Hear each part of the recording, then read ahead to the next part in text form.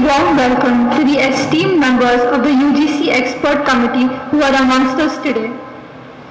Today is the second and the last day of their visit. A very warm welcome to Professor Amy Upadhyay, Vice Chancellor, Dr. B.R. Ambedkar Open University, Ahmedabad, Professor Namita Singh, Department of Biotechnology, Guru Jambheshwar University, Haryana, Dr. Ravindra Singh G. Paradesi, Principal, Ferguson College, Pune, Professor J. Savitri, Osmania University, Shri Umakant Kalvi, representing University Grants Commission, Dr. Sister Alfonza, our Principal Superior, Sister Mary Glory, our Correspondent, Dr. Malitka Shetty, Dean Academics. I also extend a hearty welcome to all our audience today. As is customary, we begin the day by invoking the blessings of God. Thank you for your protection over us all through these days. Thank you for being with us and leading us in the right way in every decision of our lives. Today, being the World Managers Day, we pray for all the managers over the world who are working to bring out the best in everything they do. We pray that you teach us to be good stewards in our everyday endeavors and guide us. We seek your blessings upon the UGC expert team and the management of the college. Thank you for everything. We ask this prayer in Jesus' name, amen. Where there is hatred, let me bring your love. Where there is injury, your pardon, Lord. And where there's joy through faith in you. Oh, Master, grant that I may never see so much to be consoled as to console, to be understood as to understand, to be loved as to love with all my soul. Make me a channel of your peace. Where there's despair in life, let me bring hope. Where there is darkness, your shining light. And where there's sadness, ever joy. Oh, Master, grant that I may never seek so much to be consoled as to console, to be understood as to understand, to be loved as to love with all my soul. Make me a channel of your peace. It is in pardoning that we are pardoned, in giving to all men that we receive, and in dying that we are born to eternal life. O Master, grant that I may never seek so much to be consoled as to console, to be understood as to understand, to be loved as to love with all my soul. Make me a channel of your peace. The act of management is prevalent in almost all human activity. Therefore, humanity has always had a need for a set of guidelines that can help them lead more productive and efficient lives. May I now hand over the proceedings to Aishani. While there is immense literature on the what and why of management, today we look inwards to our sacred texts that provide us with invaluable lessons and advices. Lessons that still hold the true today and can be seen as guiding posts for a dynamic world. We look at the four sacred texts, the Bible, the Guru Granth Sahib Ji, the Bhagavad Gita, and the Quran, to know how we can harness their lessons into the practice of management. Now, I'd like Mahija to please come up on the stage. The Bible is one of the most widely read holy texts in the world. The depth of character within the people of the biblical stories is astounding. They faced great challenges and overcame them with faith and endurance. For leaders in business today, there is so much to learn from the people of Bible who made decisions that transformed them into extraordinary legends. Organizational leadership is in dire need of that level of conviction and determination. The characters of the Bible can teach us a great deal. Lesson 1. Abraham, leaders embrace the unknown. Abraham, the father of faith, was supposed to leave his homeland with the purpose of forming a nation, the chosen people of God. The hurdles he had to cross were of attachment and comfort to the known, which made it difficult towards acceptance of a destiny unknown. And yet, through his unshakable faith in God, he waded his way, fighting the resistance to change and closing his eyes to the distractions. Abraham had the confidence in God when he was asked to sacrifice his son, and that way his faith was put to test. His readiness to do so because of the trust in someone mightier was immense, which led to conquering all hurdles and thus the title, the Father of Faith. There, management was seen. Lesson 2, Moses. Leaders delegate responsibility. Moses was entrusted with the task of leading a nation in accordance to God's commandments. He had to supervise the people to lead them to the promised land. Moses also had the humility to take his father-in-law Jethro's advice.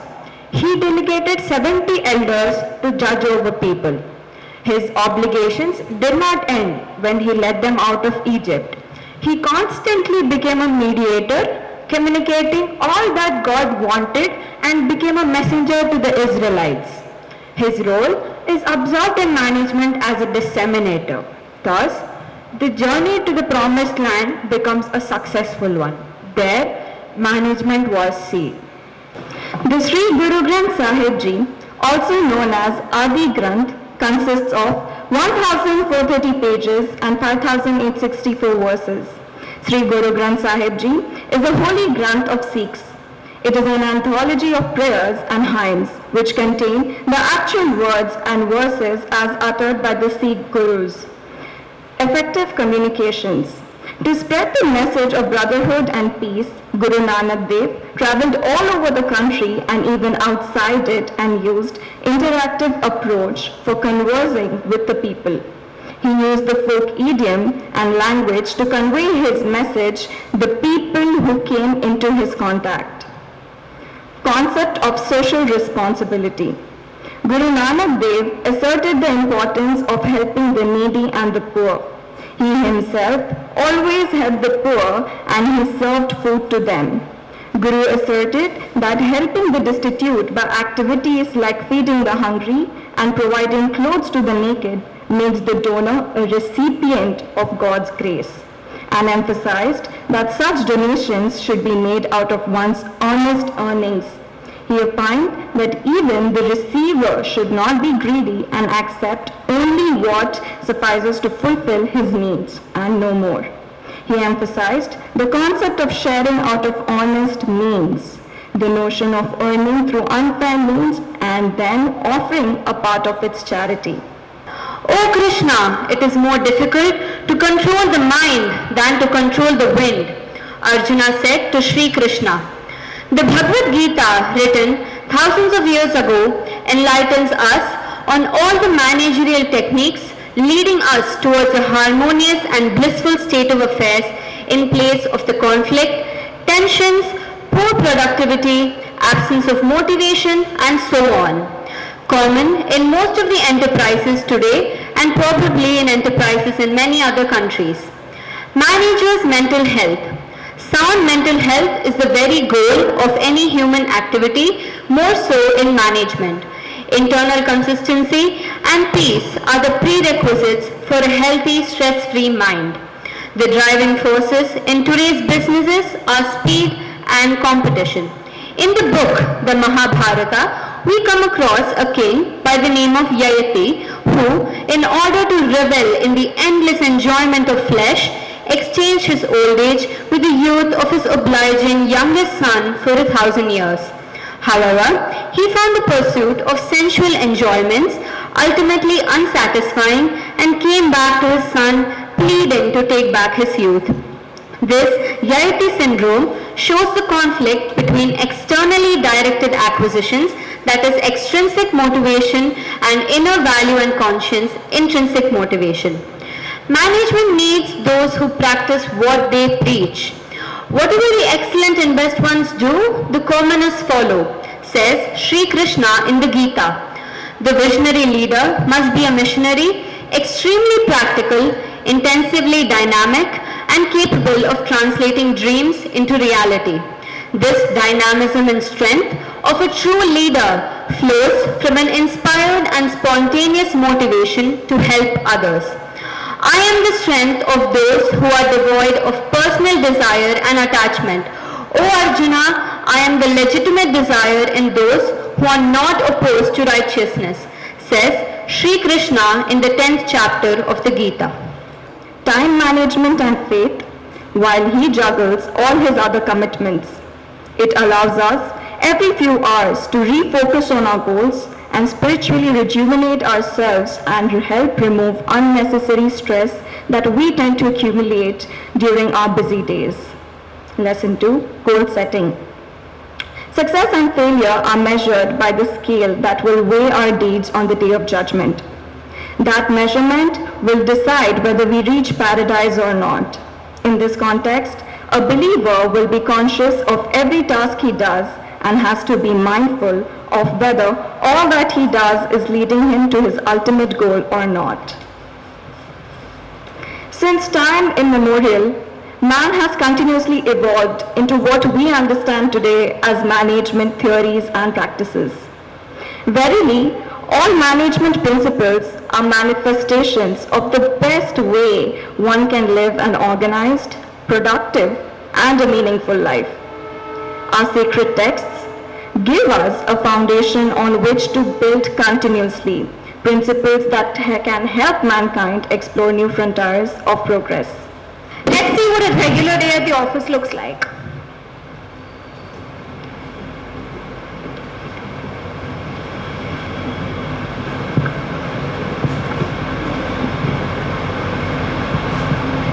Hey Tanvi.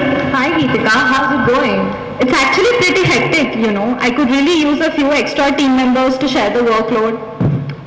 Okay, we'll look into that later, but first let's get down to the agenda of this meeting. So I've just reviewed your quarterly reports and I'm very impressed, but there's one issue that I'd like you to address. Yeah, go ahead. So it's come to my attention that there's an outdated candidate database which needs to be addressed immediately. So just tell your team members that this is something that needs to be updated on a regular basis. Okay, sure. I'll look into it. Thank you.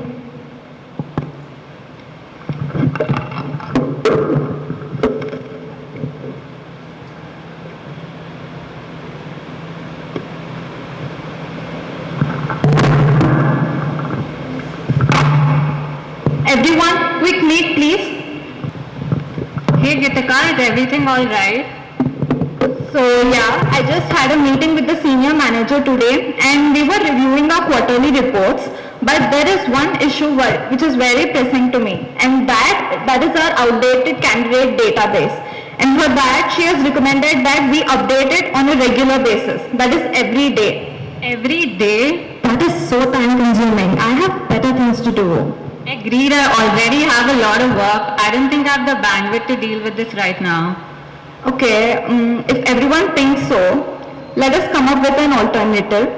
How about we commit ourselves to updating the database once a week? Does that work? Yeah, that sounds better. That will do. Yeah, sure. Go ahead. Thank you.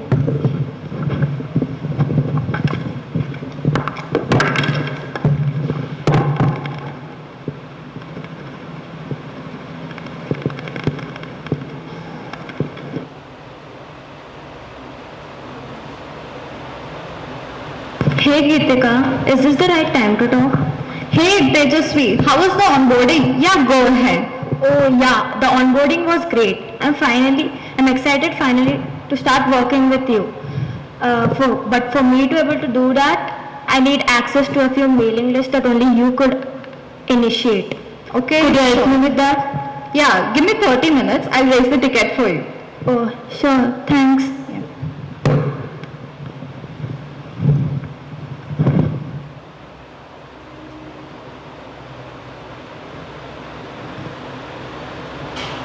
Good morning. I'm calling from St. John's School. Your son, Rivan, has hurt himself. What happened? Is he all right? Yes, he's okay, but he's crying. So could you come please pick him up? Yeah, sure. You look so worried. There's been a mix-up with SRM's placement cell. My intern messed up the conversation with the placement officer, and now they've been calling since morning, threatening to cancel our company as a recruitment partner. Oh my God, how did that happen? I have no idea, but I need to have a meeting right now to address that, and I need you to be there. Okay, I have a really personal emergency that I have to attend to. So just me or fill me on this very quickly. We can get on the call with the placement officer. All right, thank you so much. You're an absolute savior. Yeah.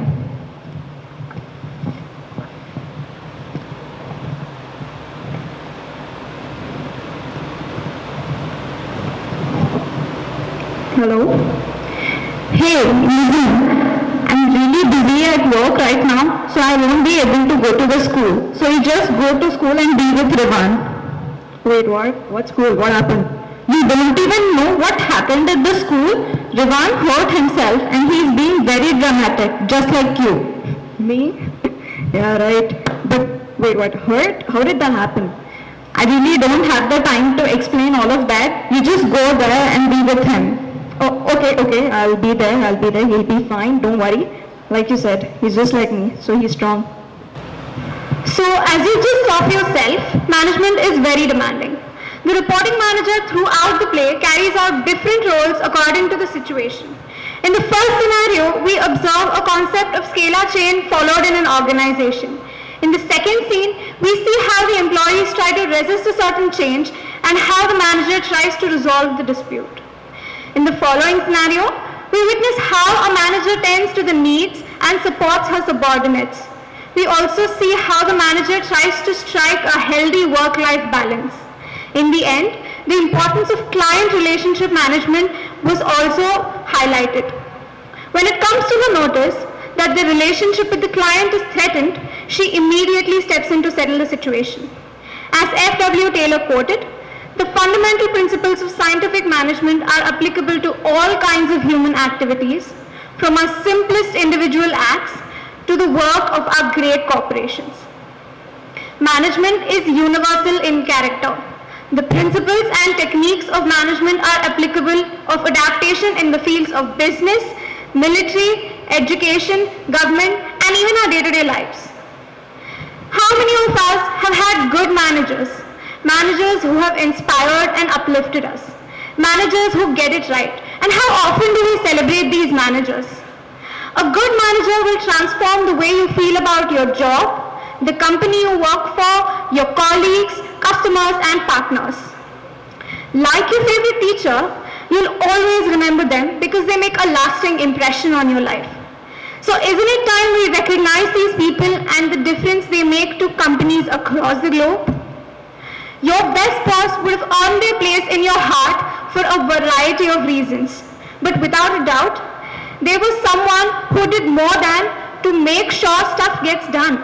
They inspired you, mentored you, helped you grow as a person, and make the right decisions. Ultimately, they became your role model and, dare we say, your friend. There's no blueprint for the best boss, but they do have some things in common. A good manager will respect you as a person and put themselves in your shoes. They know what you're good at, the areas where you need extra support, the quirks of your personality, and how you interact with others. They take an interest in you and your life. They will do everything they can to help you thrive at work, whether that's flexible working, training, being available, saying well done, or regular one-on-ones. What we're trying to say is, to all those great managers who do what they do, thank you for whatever you do.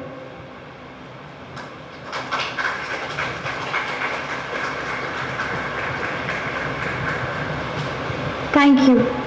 We have come to the end of the morning's proceedings. I take this opportunity to propose a vote of thanks to everyone who has contributed towards this event. I thank the Visiting Expert Committee, Provincial Superior Dr. Sister Alfonsa Vatoli, our correspondent Sister Mary Glory, for their presence. The management, our principal, vice principal and dean academics for providing us this opportunity, our faculty members, Angelina ma'am, Augustina ma'am, Sushmita ma'am and Mehnur ma'am for guiding us, the technical support staff and last but not the least, the audience for joining us today. Thank you. Hello folks and welcome to Arista's first interview ever. My name is Pooja Agarwal and I'm your host for today.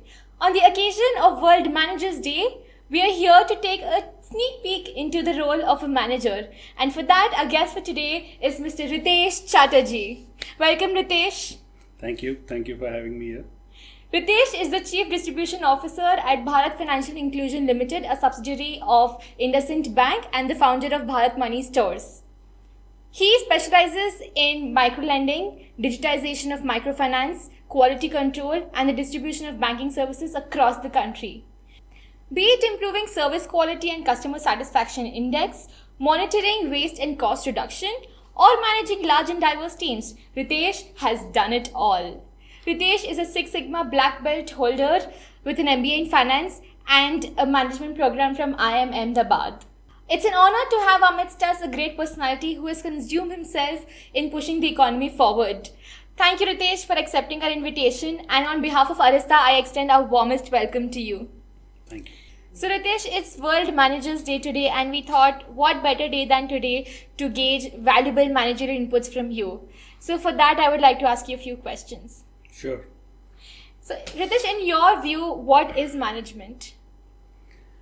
Management essentially for me is, going about your day to day, whether it's work or family, and ensuring the best outcome possible every day. I think that's management for me. Very simply put for our audience. So what was it like when you started off, when you were being managed in your early days of work? Well, I never thought of it as being managed because it was always about what can I do for myself as well as the company. If I do it for the organization, I do it for myself and I do it for my family. So it was always about self-management, managing yourself, managing your own expectations, setting your own expectations. So I really never thought too much about who's managing me. I really thought about how do I manage it on my own. That's great. So I think the next question is a student's most wanted question. How much of what you studied came handy when you started off with work? Well, I think I should give the politically correct answer, which is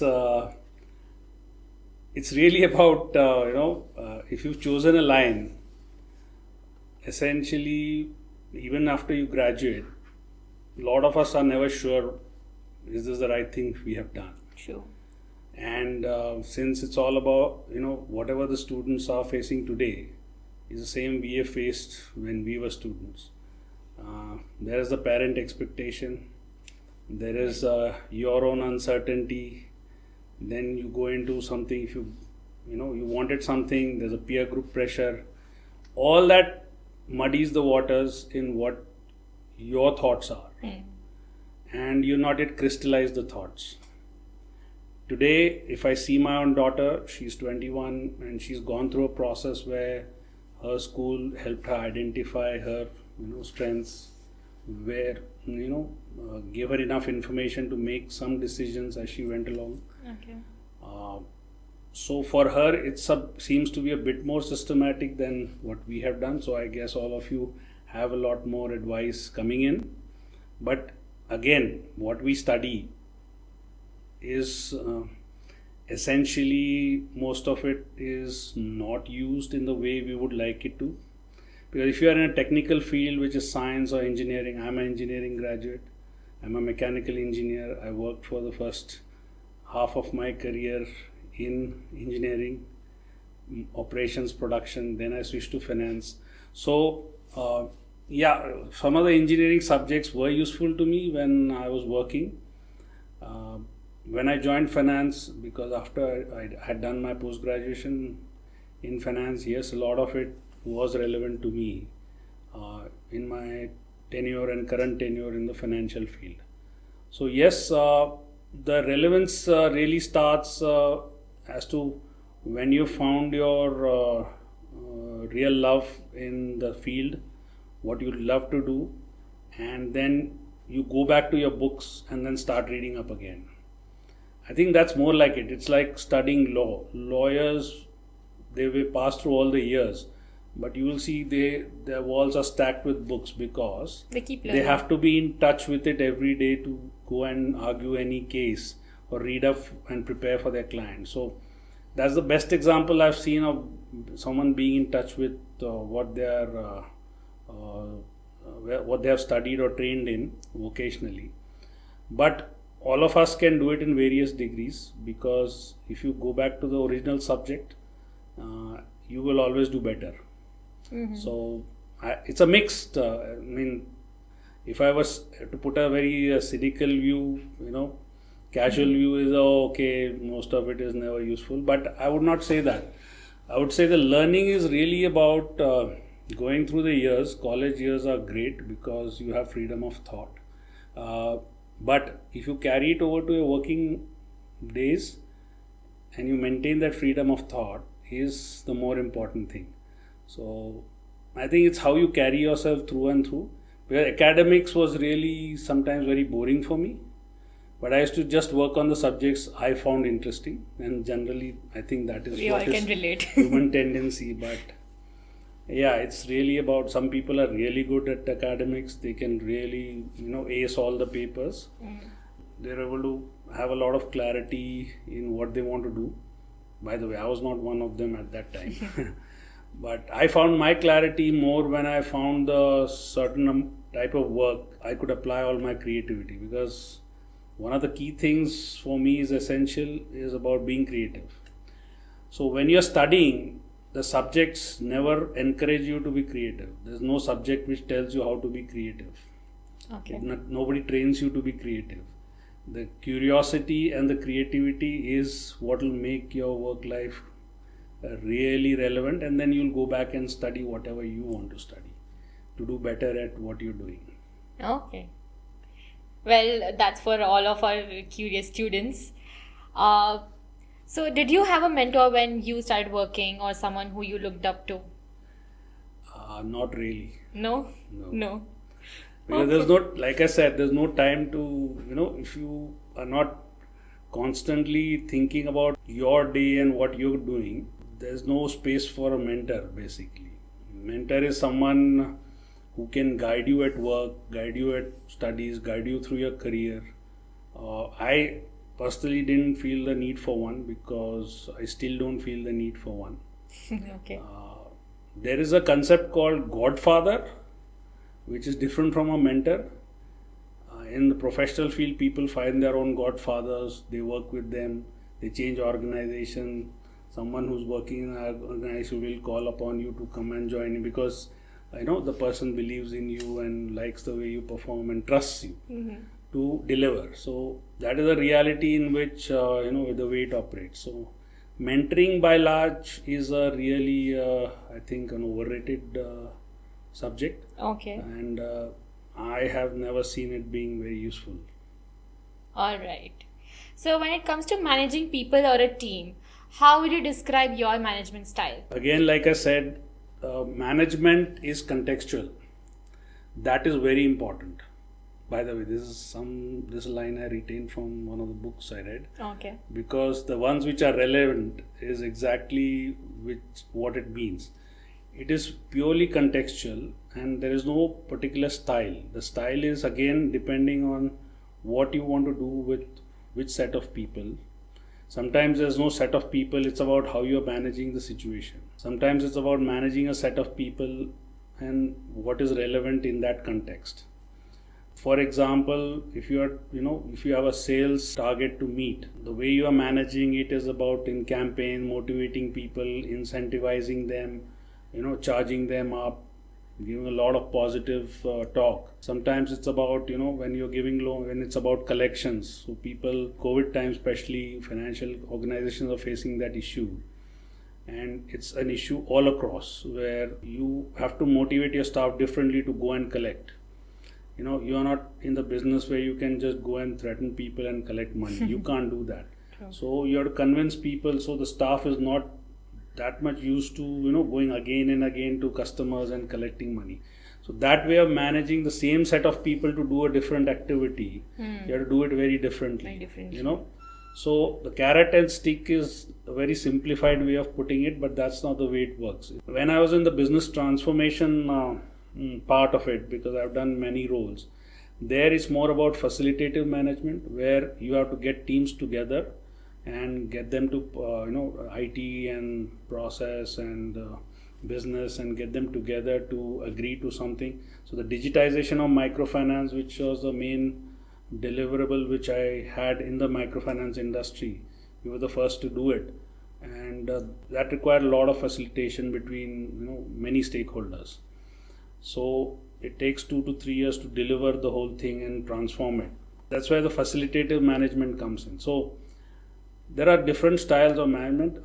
The only learning, if you were to lead larger teams and take higher responsibility, is that you have to understand the context and set an expectation accordingly. It changes from case to case, is what you're saying. Yeah, and as you gain more, as you evolve, I wouldn't say age, okay, I don't like the word, because aging is something, mentally if you don't age, mentally you evolve in management.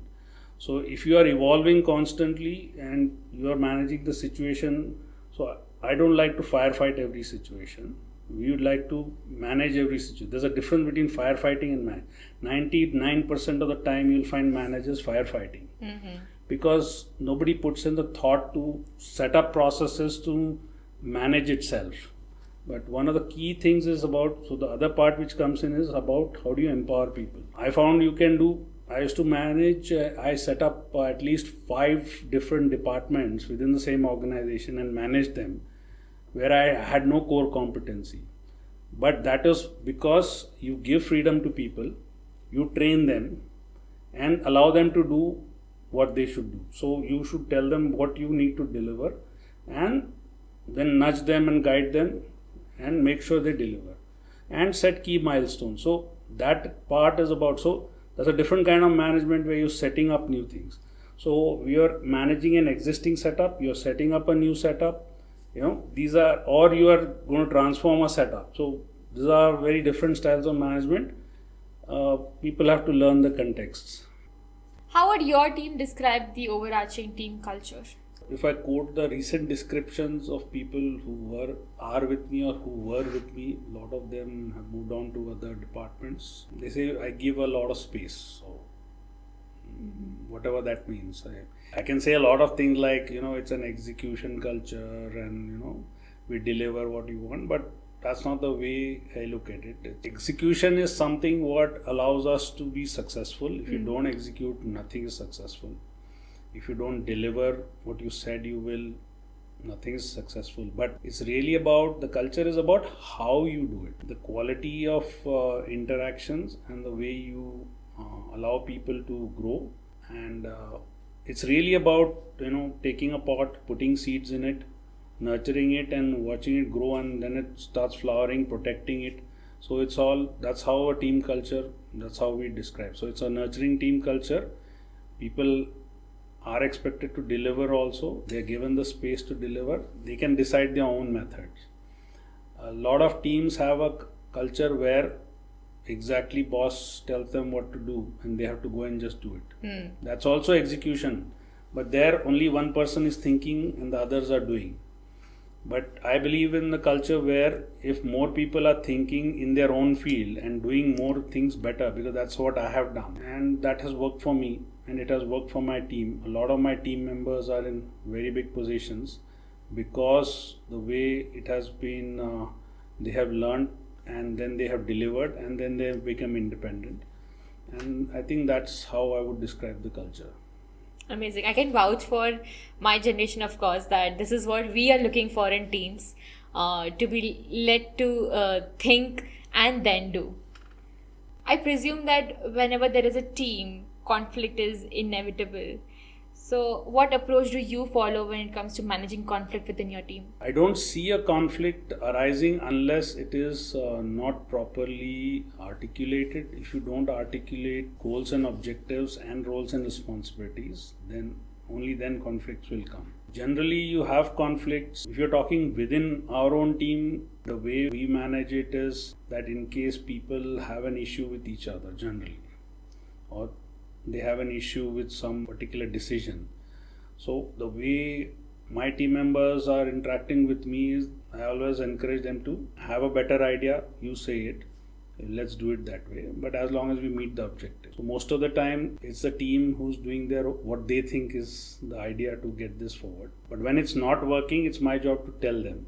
So there is a conflict there also. Because, and it's true for all of us, that we don't want anyone telling us that it's not working or whatever you did. So we have to learn to accept that. So what I put across to team members is essentially conflict comes from within, not between two people. It's your own thought and insecurities which creates a conflict first within yourself and which boils up and shows up against someone else. And usually a conflict situation comes when it's got something to do with something else. Person is facing problems at home, he takes it off on some other way. So it's very few occasions it's a real conflict of interest where people are, when there is genuine conflict which is about should we do this or that, that is what is the real conflict to manage, and then decides the priority. So that is truly about prioritizing. Again, so it's not a conflict, it's not a real conflict. So most of the conflicts are not conflicts, essentially it's based somewhere else. So if you know where it's coming from, it can be managed that way. Very well put. I think that's something for us to think about as well. Speaking of teams, what is your definition of team success? Well, team success is essentially if you are able to do what you set out to do for the organization, that's a team success. I mean, it's nothing To the point. No other success metric. Amazing. Speaking of success now, how do you push your members or motivate your team members when they're working under pressure? Essentially is what I do is that when team members are facing a lot of pressure, it's first of all the pressure needs to be created within each one, because only then you can manage the external pressure. See, it's like this: when you are in an airplane, you've been in a flight. Yeah. How do you think you're comfortable when the flight is at a certain altitude? Because the whole cabin is pressurized. That's why you have the feeling of normality there. Same way, if you do it in your team also, you keep it pressurized in a positive manner so that you don't feel these pressures that much. And the positive pressure and negative pressure, there's a difference, because positive pressure is all about, so imagine a plane which was not pressurized, went up to a certain altitude, and then what would happen? Yeah.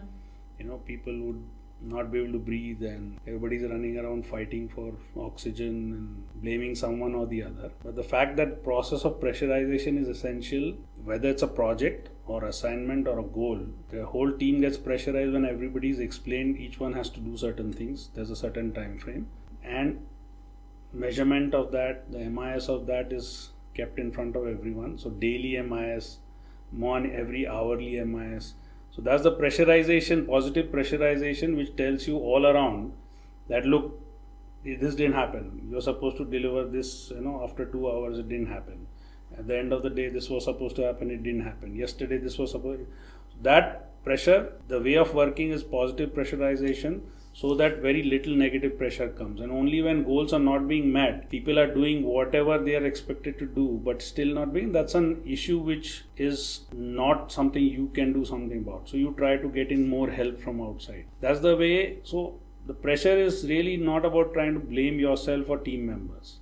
This is about people don't even put up the measurements in place and they just go about, I told you to do this. Why didn't you do this? That kind of thing is negative pressure, and I don't care how you do it. These are classical signs of where a manager just puts negative pressure because he just blames it on this guy. Then he says, you didn't do it, so isko hatao, get me someone else who will do it. So that kind of style is something I don't believe in. So If you've done all this and people are still not able to deliver, then you say that, look, this may not be the right, role for you. Maybe you can do something else. That's how it is. And people by then also realize maybe, yeah, right, I'm not able to work in this for this particular kind of a job or a role. I need to do something else. So there's no negativity, minimum negativity associated here. Ritesh, nobody likes firing people, but I presume that sometimes comes with the role. So tell us about a time when you had to let a team member go. Essentially, only very few occasions where to let team members go. When you say let team members go, is like, ask them to move out of the organization. That would happen only in cases where people have come to a stage where they are not delivering anything, but they are also not keenly looking out for something, and they're pretty static. It happens with some people in some point in their careers, and then you prod and nudge and give them time, because essentially we don't actually ask people to go, we reassign them within the organization. It's a large organization, so you can always do that. But when people are unwilling to do absolutely nothing, even when you are opening up avenues for them, that is a time one has to ask people to move on and agree to a certain time frame, and then they move on. Even then, those kind of people don't want to go because they think that I won't do anything, but I want to stay here and get my salary. So it's not about the money, it's more about The contribution, because when people are not contributing and they are allowed to keep on staying for long periods, it demotivates the others. Essentially, that's what it's more from that perspective than anything else. What motivates you to become a better manager every day? Yeah, so what motivates me, there are many things which motivate me. So as I look back on my career, it used to be different motivation, but one thing has been consistent all the time is that I'm just looking for creative outlets to do what I can do new. I look for every day, how is today going to be. I treat today as my first day. One has heard a lot about work as if today is your last day, but I don't believe in that. It's the other way around. I always look at, if this was my first day, I would attack the day with the maximum enthusiasm. So every day I try to look at every day like that what do I do new today, how do I do it differently, because we need to get to some new stage, move things along in a different way. So that's how it starts. Every day starts at 6 a.m. thinking about it. So by the time I'm in office, the team always has a new set of things to do, or existing things are not happening the way you are liking it. So what is a new way to do it, better way to do it, different way to do it? So there's no better or worst way. It's about, if things are not working, you have to do something different. You can't expect the same result by doing the same things again and again. Looking forward to what this day brings. What's going to be different today? Because if I look back, there's not a single day which has been same as the previous day, except when I was in manufacturing, when I was in a continuous process plant. That's where I learned how to make every day different, because we used to be in a continuous process plant. We were setting up the plant, so that was the exciting part of it. From ground up it was set up, and if we had to do 12-hour shifts. When you're doing 12-hour shifts in the night and things are working, initially it was always a fight to get the process running. Once the process is running, then you are in charge of the shift. Very early in my career, and that was a point when you used to take rounds of the floor, come back at night 3 a.m. Then what do we do? And then somebody used to say, okay, let's take a round, but those rounds are pretty routine. So then I started doing, the first time I did was, I said, okay, because early morning 5 o'clock my supervisor would call me, okay, tell me what happened in the shift. And I said, these guys keep calling me all the time. So then I decided at 4 a.m. I started making a shift report. I made a shift report and sent it to all the managers, because all different managers used to ask us. It was a new plant. So my counterpart, who was my colleague also, he used to report to his boss, I used to report to my boss, then each other's boss would call us. So, everybody wants to know everything at 5, between 5 to 6. So I just sat down for 1 hour and wrote down everything which I normally talk about it over the phone. And before they could call, I sent it. And when the phone came, I said, look, I've sent you an email. Why don't you first go through it? Very efficient. And he went through it, and then he just called back. I said, okay, this looks fine, And then, so that became the first MIS, and, it became a systematic MIS for every shift manager, and going forward, the company established it. Because the status quo is something I get bored with. I am not willing to keep on doing the same thing in a recurring fashion. Maybe that's my nature. So if it leads to a lot of boredom. So a lot of roles in operations, roles in sales, it can become a drudgery, and that's why the negativity can start. So for me, the day I'm not able to do something new at work or something different, maybe that is the time I will stop that work. Okay. Yeah. So speaking of betterment, what is that one tool or technique that you've discovered over the years that supports your goals as a manager? There are many tools. So one thing is, when you say goals as a manager, I think I would just expand that definition, because to be a good manager, you have to be a good person. So, if you have tools to be a good person, then you can be a good manager. But generally say, I have a very effective manager, but he's an A word on him, so he's a real life, he's an A guy.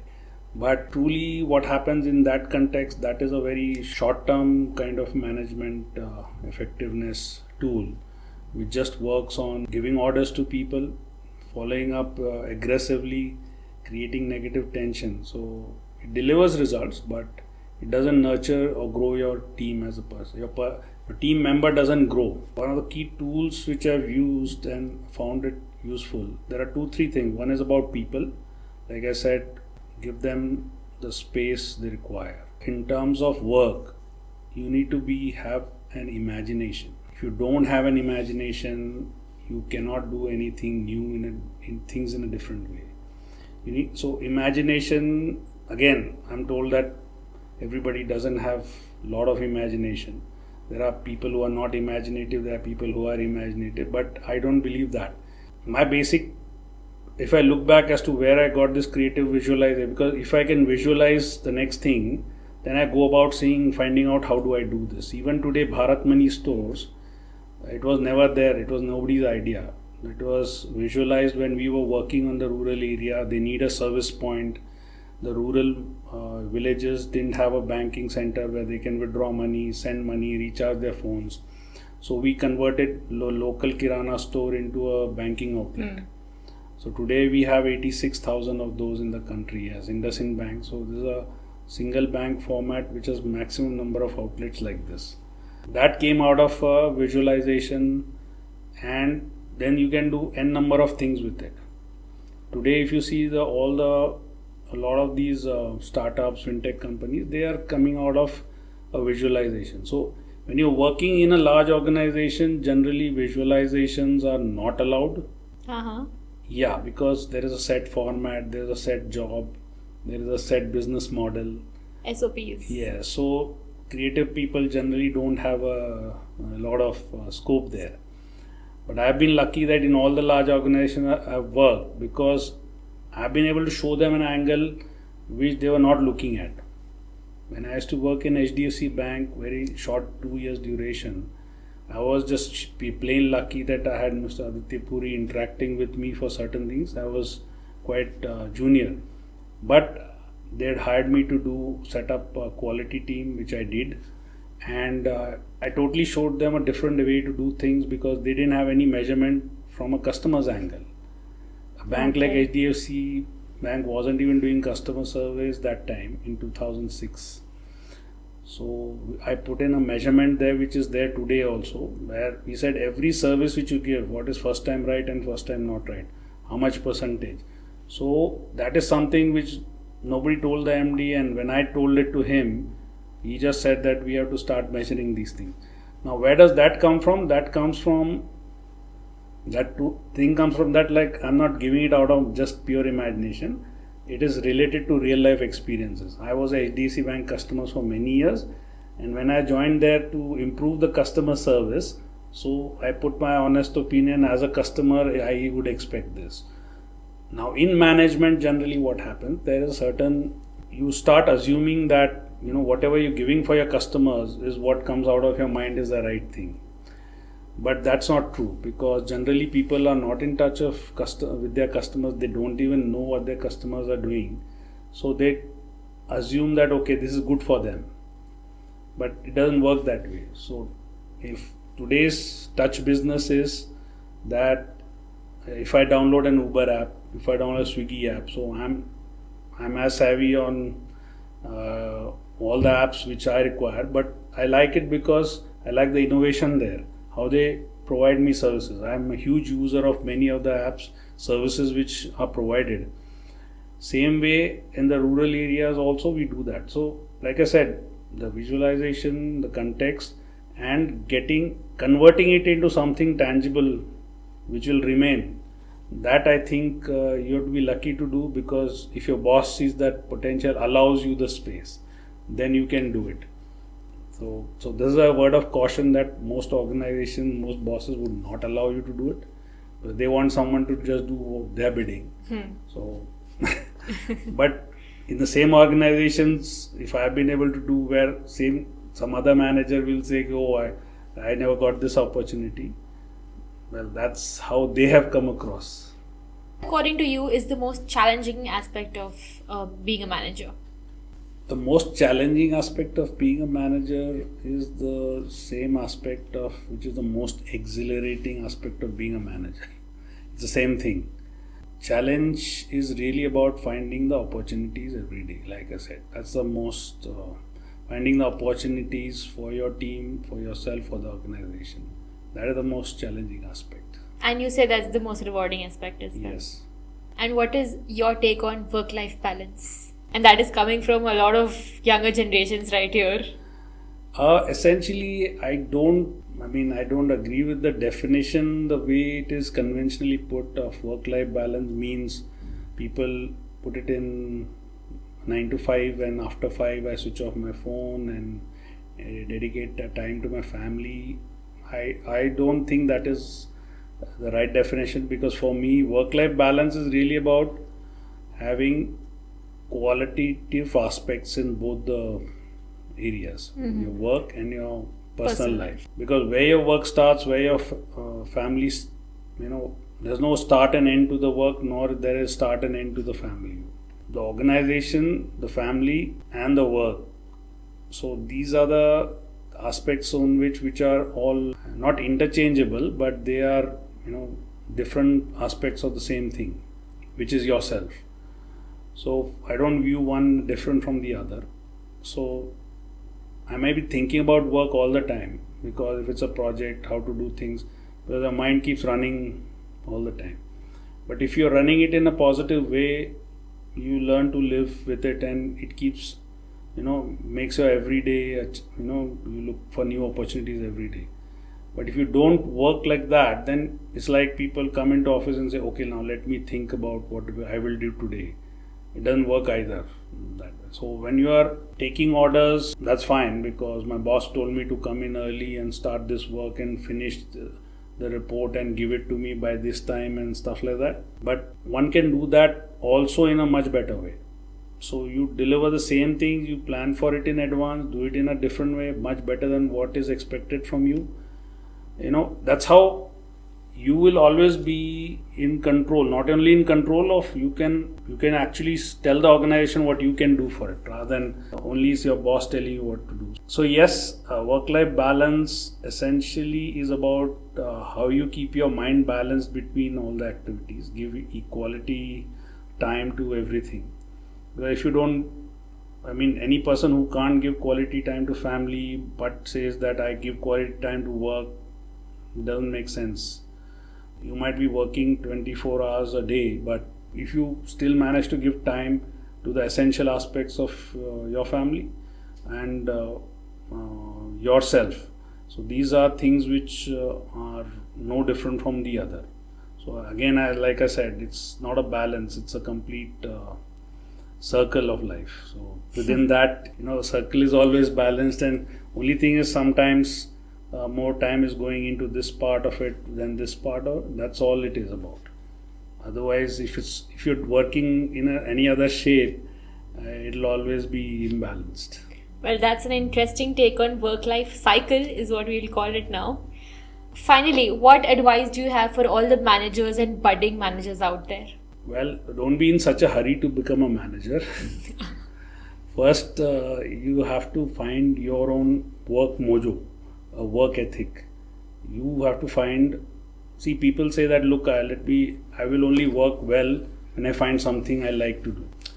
Very early, I used to read a lot of books, and I have these certain statements which got drilled into my mind. No man likes to do what he cannot do well. Mm-hmm. So, whatever you choose to do, you first find a way of doing it well, then become the best at it. Then you will find by that time you are liking it. So there is no way that, when people say I want to be a manager, if you are liking your work and you can supervise people, you can take care of people and make sure more people can give you an outcome, a larger outcome, then you will you are anyway a manager. You will find that you move very fast. There are a lot of people who are by nature individual contributors. Those are typically, I come from a technical field which is engineering, which is mechanical engineering. Same way in the IT field also you have a lot of technical people. So the people who become managers are essentially who have technical knowledge but are able to demonstrate an ability to manage a larger set of teams. People who can't manage teams prefer to be individual managers. So that's all it's about. So the word is really about find your mojo where you start, you like what you do and get good at what you do. Now people say that, look, this is not a job I wanted to do, but I joined because somebody gave me an internship. Then you will be a non-starter at any job. The best thing is to see how I can do it better, and then you will find yourself liking it. So people can take up any career they want as long as in management, as long as you figure out that which are the sweet spots in each business and how do we match my sweet spot with the business I am in. So that's the simple advice, whether you're a student or not. And you have to think like an entrepreneur all the time, because if you think like an entrepreneur, organization likes it and says that, okay, the person takes initiative, does more than what he's asked to do, better quality than what we expected them to do. So it'll come automatically. But yeah, you have to actually read a lot to get into this, because all the years I spent reading books, novels, not classics or anything, just novels, all kinds of novels, it got stored somewhere in my subconscious. But I find that all that is relevant later in life. Consciously you don't realize where this is coming from. But today in the times of social media, it's a bit of a challenge, because I'm not sure how many of you read Enid Blyton or Alistair MacLean or Western Sudden, Marvel comics, the original ones. So these are things which help you throughout your life later. Have fun, and essentially have fun. If you can't have fun, then you will be a deadbeat. You will not go anywhere. Interesting. I'm sure the viewers are taking notes on this. Well, with that, we've come to the end of this interview. Thanks a lot, Ritesh, for your benign presence and the valuable insights you're leaving us with.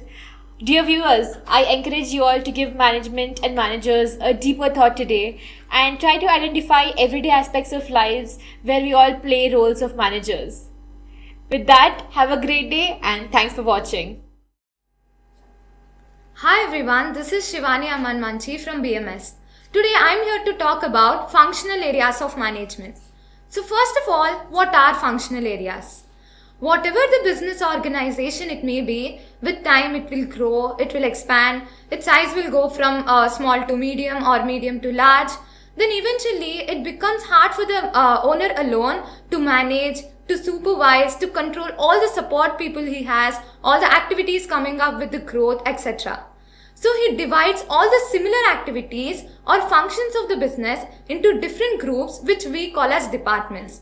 And each department will have an appointed head who will work with the employees and make sure that all the activities are carried out efficiently. So, functional area is like a department that carries out a particular business function, such as finance, customer service, or sales, etc. And every functional area will have its own aims and objectives, which in turn help to achieve corporate aims. So, there are a lot of functional areas and they differ from an organization to an organization. But today, we'll be discussing the 4 most important functional areas of management. Let's see what are they and understand whatever we have discussed till now with an example. So this is Dave and he is a businessman. He owns a clothing store which is booming. He has become really busy and he has a lot of jobs to do to keep his business running. So he has decided to divide his jobs into different functional areas and employ people to help him with his jobs. So these are our 4 functional areas of management which we'll be discussing today. Human resources, finance, marketing, production and operations. Let us first look at HR. So as the name suggests, the function is involved in managing the people. One role this function performs is recruitment and selection of new employees into the business. The second area where the department is involved is training and safety of employees. This could mean from ensuring health and safety of the employees to training involved in making sure that all the employees are able to perform their works efficiently. Overall welfare of the employees is also handled by human resources. This may include being a point of contact when disputes occur, or creating policies, or being involved in promotions and disciplinary.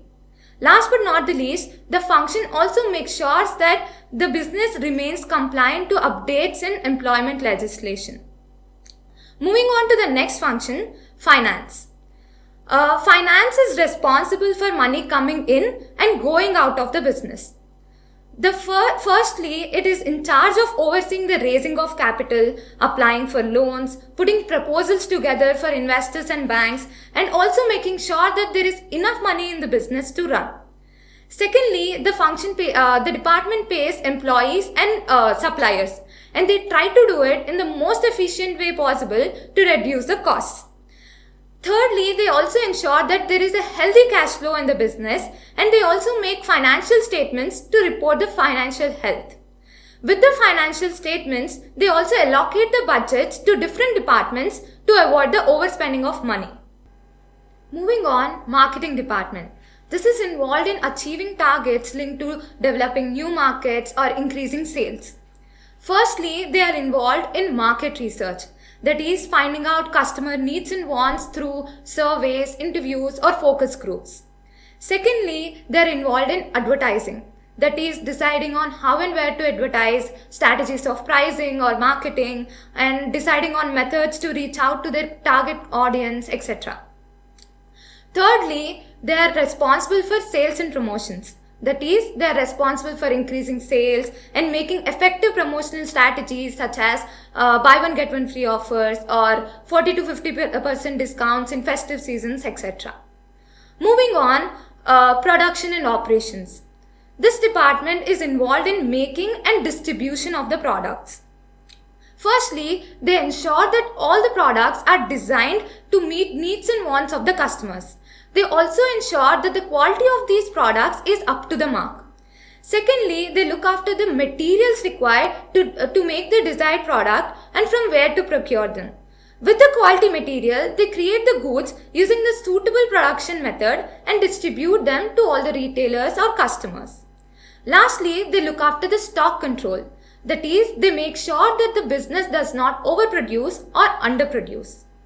So these are few important activities carried out by these four functional areas. Now let us understand how all these 4 functional areas work practically. Think of a mobile and electronics manufacturing company, say Apple. Now let us imagine how all these functional areas might be working together to produce a phone.